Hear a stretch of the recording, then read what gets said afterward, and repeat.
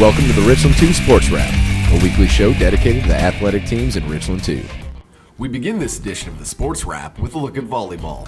Spring Valley hosted Ridgeview in a district matchup. The Lady Vikings dominated the net as they went on to beat the Lady Blazers 3-0. R&E hosted Blythewood.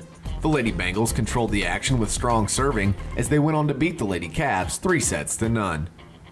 Westwood hosted Lower Richland. The Lady Redhawks' strong fundamentals proved to be too much for the Lady Diamond Hornets as Westwood went on to win this one 3-0. Over to football, R&E traveled to Orangeburg-Wilkinson to take on the Bruins. The game was a back-and-forth battle, but as the dust settled, OW came out on top as they went on to beat the Cavs 28-21.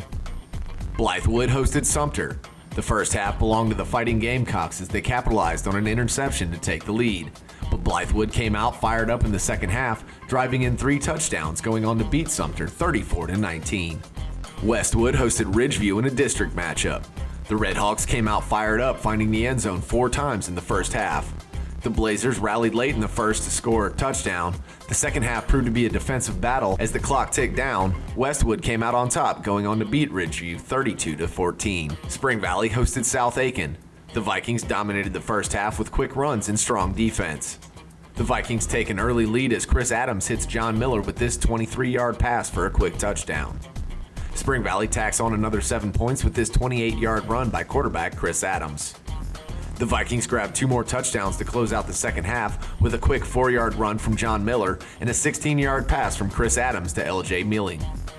The second half was a tough defensive battle with the Vikings coming out on top, going on to beat the Thoroughbreds 24-16. That'll do it for this edition of the Sports Wrap.